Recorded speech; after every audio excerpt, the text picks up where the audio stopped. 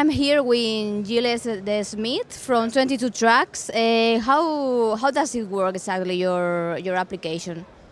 So what it is, 22 Tracks is an online music discovery service, and we're active in 4 cities, in Amsterdam, Paris, London, and Brussels. And what we try to do is to give you an overview of the best new music from a certain city.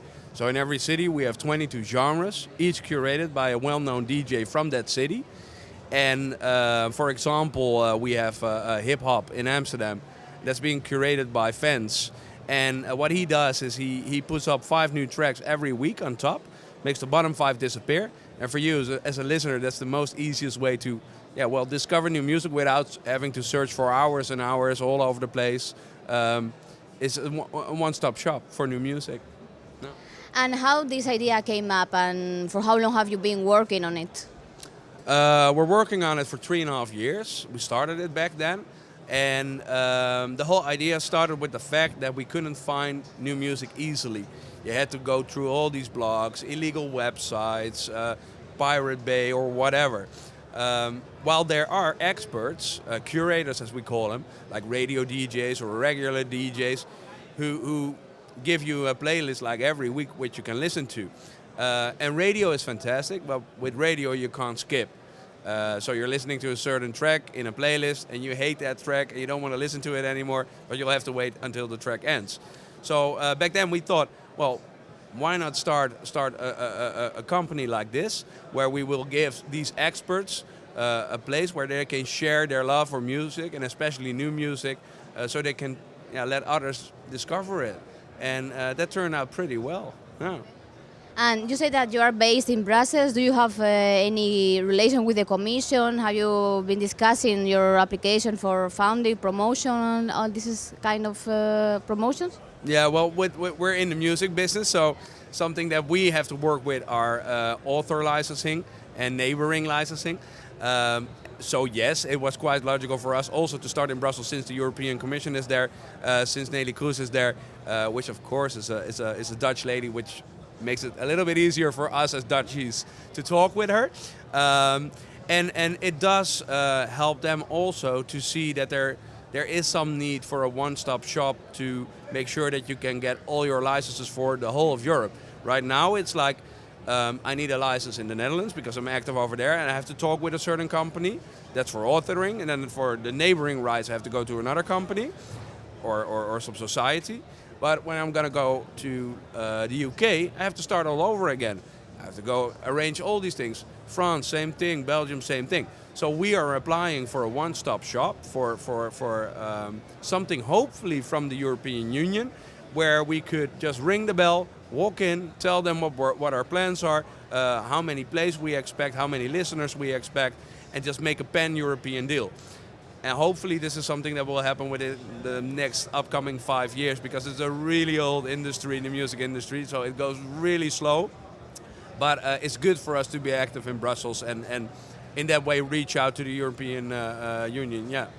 And do you plan to expand to another cities in Europe or outside Europe, in the United States, for example? Yeah, well, this year in June we're going to expand to Berlin, which is very exciting because Berlin is like the coolest capital right now in Europe with a really vibrant techno scene.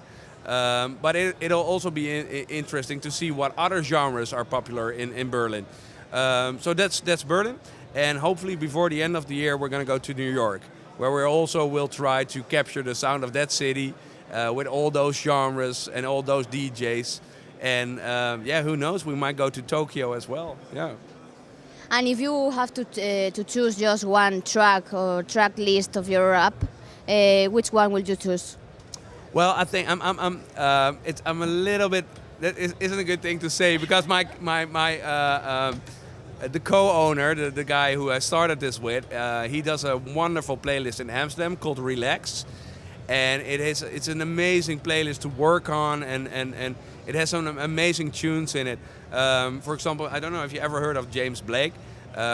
He dropped his first single 2 years ago. We were probably the first ones to have it on our platform, and it just boomed. Everybody was listening to it, and from there it got to mainstream radio. So his playlist is very important for the mainstream radio DJs in the Netherlands. They check it, and sometimes they play his tracks on radio. So I love the Relax playlist in Amsterdam.